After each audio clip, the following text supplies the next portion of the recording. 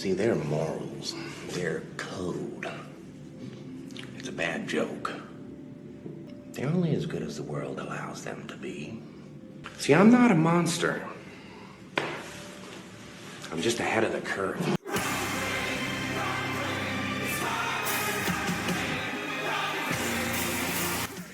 Hey there, everybody.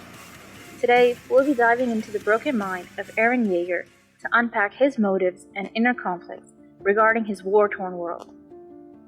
Make no mistake, Attack on Titan is clearly a war anime. We see all our favorite characters face the horrors of a losing war.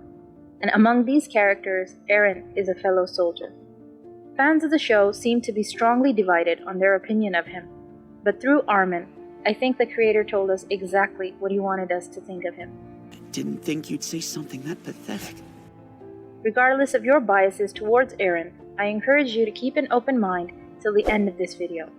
Remember to hit the like button, subscribe for more, and let's get into it.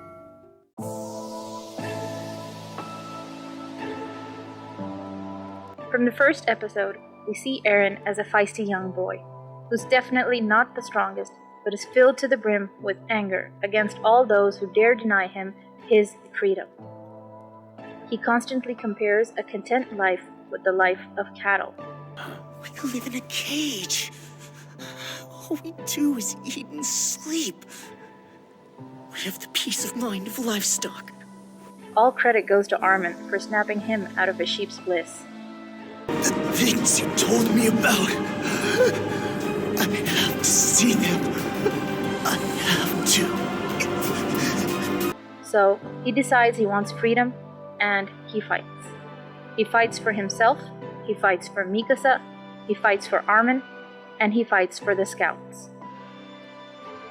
A lot of people choose not to fight. A lot of people choose to avoid conflict. But Eren is a fighter.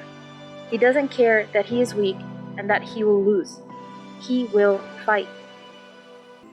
But you know, I may not have ever had the privilege of seeing Eren win, but I never saw the little son of a bitch back down either. To tell the truth, his persistence scares the piss out of me sometimes. He gets knocked on his ass, he gets right back up again. It's in his blood. Eren is also a killer. He ruthlessly killed Mikasa's captors, and in many scenes, he jarringly claims that he will kill all Titans. Then I'm sending the Titans back to hell. I'm gonna butcher them all. Hey, are you crazy or something? You're all gonna die. I want to become a member of the Scouts and slaughter every Titan that crosses my path.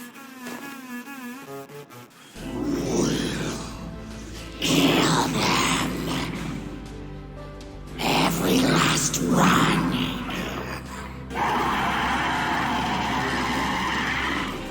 I swear to you, one way or another, the two of you will pay. And it's gonna hurt. Eren, grow up. Keep spouting off childish bullshit like that and I've got no hope for you. And when he discovers that his enemy isn't beyond the walls, but beyond the sea, he instinctively knows that he must kill them all. Not because it was predestined, but because it's a choice he would always make. It's a choice only he could make.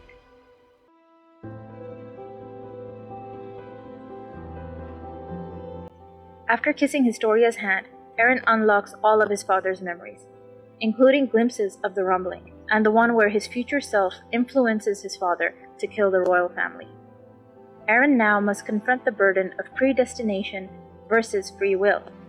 How much of his will is his own? How many sins are his own? Is this what he wants? Is this his own choice? And every action I take, no matter how violent or how cruel, is for the greater good of my people. He knows what freedom means for him. He knows he will gain that freedom for his people. So, this must be what he wants. And like every soldier, he knows what he must do. He knows that he must claim everybody's death as a predestined necessity and move on with that much blood on his hands. So, this must be his own choice. This theme of determinism versus free will forces Eren to confront his beliefs and convictions, adding complexity and layers Like onions. to his character.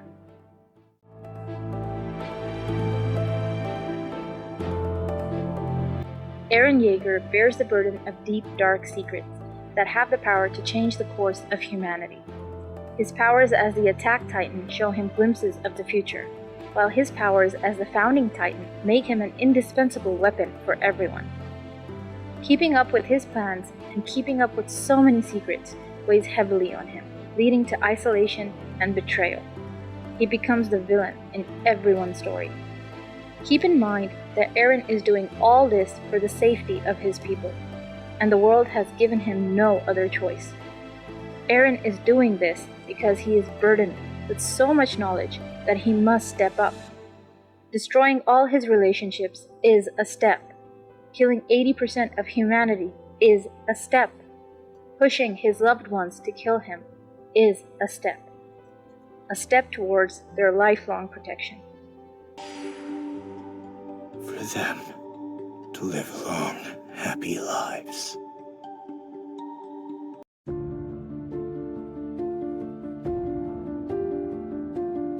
Playing the role of a villain is not something Eren signed up for. He wanted to be the hero of his story. He wanted to kill his monster enemies and take back humanity's freedom. The problem was that he learned they weren't his enemies. No matter who he pointed his finger towards, there were people fighting for their own vengeance and their own freedom, just like him. Their entire world history of waging wars was so brutal that nobody was at fault, and at the same time, everybody was. We can see his innocence and hopes shatter long before he unlocks his father's memories, when he discovers the truth of Annie, Reiner, and Bertholdt's identities. He has been presented with evidence, their confessions, and transformations, yet he finds it difficult to accept the truth and consistently argues against them being traitors. Do you even hear yourselves? You're talking about Annie. Just tell us this is some kind of horrible prank! It's not too late! Come on, we'll understand! Come down, let's talk! We both know I can't. It's her, the female Titan. No matter how much you don't want to believe it, that won't stop it from being true. What is wrong with you people? The man's been with us from the beginning. You don't just... Enough! You're just tired. That's it, right? Help me out here, Bertold. Your nerves are shot. You don't know what you're saying.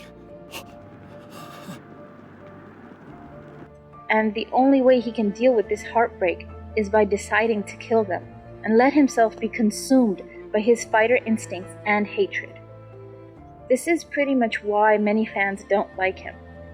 They say he is passive, pathetic, and too loud.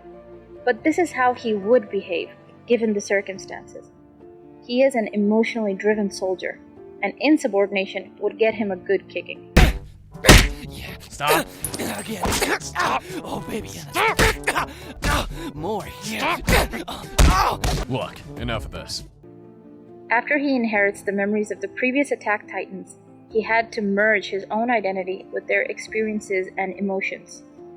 Being a witness to the frequent sufferings, loss, and destruction on both sides leaves him emotionally scarred. It's ice cream, right? Eldians in the internment zones usually can't get it. The outside world's massive, but they don't want us to be part of it. He understood that killing all Titans on the island wouldn't help. He had to let go of his hopes for an idealistic and peaceful life. And he knowingly had to make the choice to commit mass genocide of innocent communities all over the world to protect his own.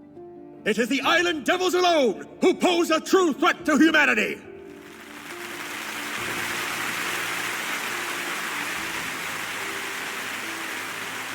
I'm sure you can see how difficult it will be to convince the world to engage with the people of Parity on friendly terms.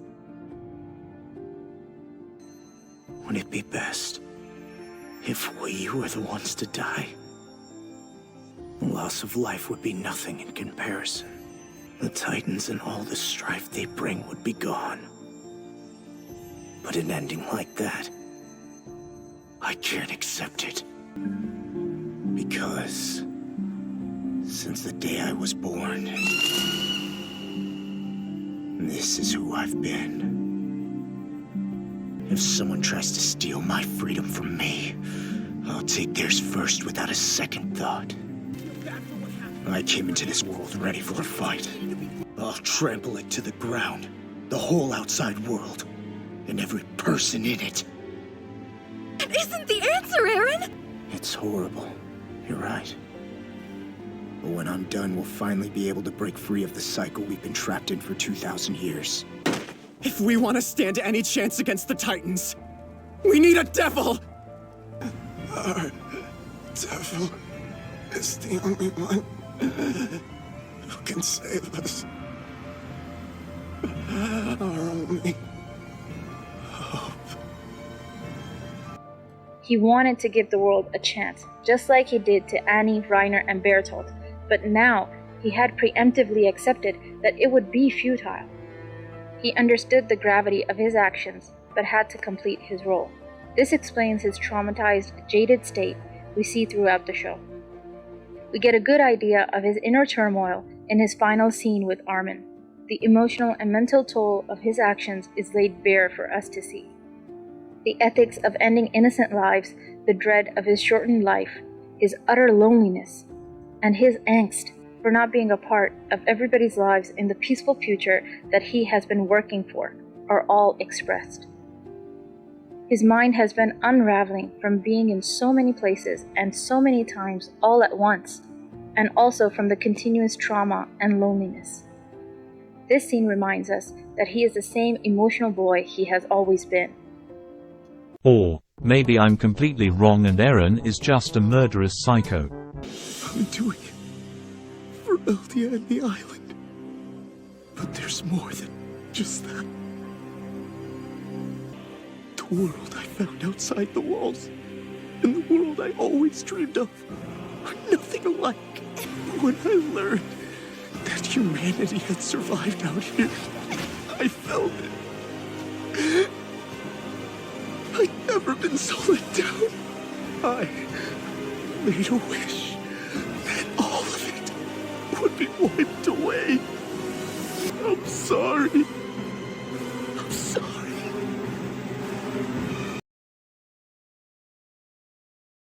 The world of Attack on Titan is plagued by cycles of hatred and revenge.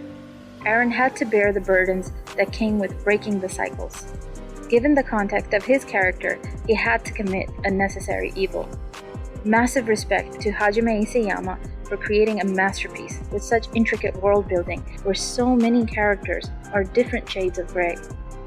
With the hopeful or depressing ending, depending on how you look at it, the show emphasizes the importance of empathy and reconciliation in the face of deep-rooted animosities.